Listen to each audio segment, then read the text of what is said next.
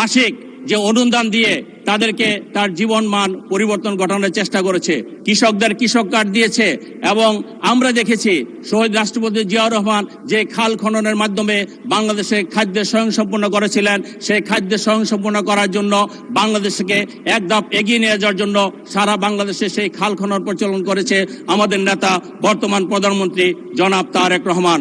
আমরা সেই জন্য এই আমাদের নির্বাচনী ইস্তিহার এত অল্প সময়ের মধ্যে তিনি যে আমরা দেখেছি শহীদ রাষ্ট্রপতি জিয়াউর রহমান যে খাল খননের মাধ্যমে করেছে, তাকে আমি ধন্যবাদ জানাচ্ছি, অভিনন্দন জানাচ্ছি। বিশেষ করে আমার ঢাকা 18 আসনের জনগণের পক্ষ থেকে কৃতজ্ঞতা স্বীকার করছি। আমি বলতে চাই, ঢাকা 18 আসন আমাকে যেখানে জনগণ নির্বাচিত করেছে সেখানে অনেক ধরনের সমস্যা আছে। আজকে এই মাননীয়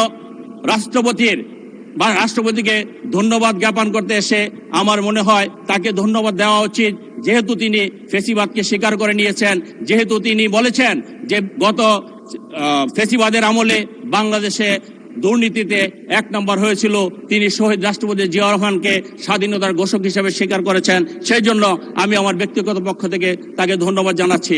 আমি আজকে কৃতজ্ঞতা স্বীকার করছি। আজকে আমি বলতে চাই, আমার ঢাকা 18 আসনে অনেক ধরনের সমস্যা আছে। এলাকার জনগণ আমাকে নির্বাচিত করেছে তাদের সমস্যাগুলো সমাধান করার জন্য। সেখানে যানজটের বিরাট সমস্যা, উত্তরখান দক্ষিণখান থেকে মানুষ আসতে পারে না। সেখানে আমাদের কয়েকটি রাস্তার উপর নির্ভর করতে হয়। আমাদের আশকোনা, আজমপুর, হাজি ক্যাম্প এবং আব্দুল্লাহপুর, এই জায়গাগুলো অত্যন্ত ন্যারো। এই জায়গাগুলো যদি রাস্তাগুলো যদি আমরা বড় করতে পারি, তাহলে মাননীয় স্পিকার আমাদের সেই জায়গার এই যানজটের এই দুর্বিপাক থেকে মানুষ রক্ষা পেতে পারে। সংগ্রামী সাথীরা, আমি আরেকটি কথা বলতে, মাননীয় স্পিকার আমি আরেকটি কথা বলতে চাই। সেটা হলো, মাননীয় স্পিকার যদি সম্ভব হয় আমাকে একটু সময় বাড়িয়ে দিয়েন। ঢাকা 18 আসন 8টি থানা নিয়ে সবার জন্য একটু কথা বলতে হবে। মাননীয় স্পিকার, আমাদের সেখানে আব্দুল্লাহপুরে যে বেরিবারটা আছে, আমি আজকে মহান সংসদে দাঁড়িয়ে বলতে চাই, এই বেরিবারটা যদি কন্টিনিউ করে 300 ফিটের সাথে লাগিয়ে দেওয়া যায়, তাহলে আমাদের সেইখানে যানজটের অনেক কমতি আসতে পারে, যানজট কমে যাবে। সেজন্য আমি অনুরোধ করব, আজকে যারা এই সংস্থার সাথে জড়িত, আমরা যাতে সেটা সার্ভে করি, আমরা সেই জায়গায় যাতে আমরা সেই রাস্তাগুলা চওড়া করে আমরা যাতে সেখানে একটা বেরিবাদ করতে পারি। আমি একটি ট্র্যাজেডির কথা বলছি।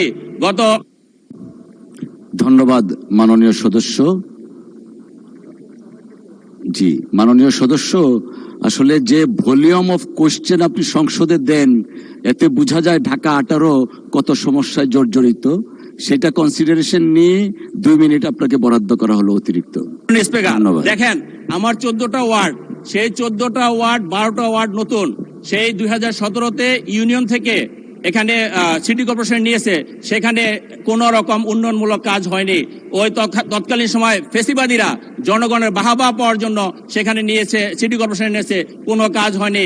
সেখানে আমাদের সেই কাজগুলো করা দরকার আমি মনে করি।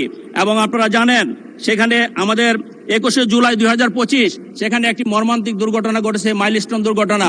সেখানে একটি বিমান বাহিনীর একটি যুদ্ধ বিমান সেখানে আশ্রয় পড়েছিল। সেখানে 36 জন ছাত্রছাত্রী, অভিভাবক সহ 36 জন মানুষ মারা গিয়েছে।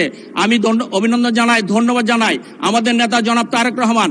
1টা 14 মিনিটে সেই দুর্ঘটনা ঘটেছে, তিনি 2:30টার সময় আমার কাছে সহ আমাদের এখানে অনেক নেতৃবৃন্দের কাছে খোঁজ খবর নিয়েছে। প্রতি মিনিটে মিনিটে তিনি খোঁজ নিয়েছে যে তোমরা সেখানে দেখো, একটি মেডিকেল টিম করেছে। এই যে নেতা দূরে থেকে ছিল, কিন্তু জনগণের জন্য তার যে দায়বদ্ধতা, সেই দায়বদ্ধতা থেকে কিন্তু দূরে থাকেননি, তিনি কাজ করেছেন। সেই জন্য আমি বলবো, আজকে প্রধানমন্ত্রীর নেতৃত্বে দেশকে এগিয়ে নিয়ে যেতে হবে। আমার যে সমস্ত সহকর্মীরা আমাদের বিরোধী বেঞ্চে বসে আছেন, আমাদের সেই সহকর্মীদের কিছু কথা শুনলে আমাদের অনেক প্রশ্নের সম্মুখীন হতে হয়। দেখেন, আমার এক সহযোদ্ধা সেদিন বক্তব্য দিল যে আপনারা কিন্তু 96-এর কথা ভুলে যাবেন না। আমরা বলতে চাই, আমরা 96, 91, 86 কোনোটাই আমরা ভুলে যাইনি, ভুলে যাব না। আপনারা ভুলে যাবেন না যে 96 সময়ে আমাদের থেকে দূরে গিয়ে আপনারা কয়টা সিট পেয়েছিলেন। আমরা কিন্তু 116টা সিট পেয়ে বিরোধী দলে ছিলাম। কাজে আমি মনে করি আমাদের সবারই মনে রাখা উচিত, আমরা কে কি করছি, কার জন্য কার কতটুকু অবদান আছে, দেশের জন্য কার কতটুকু অবদান আছে। আমি বলতে চাই, আমার সময় শেষ।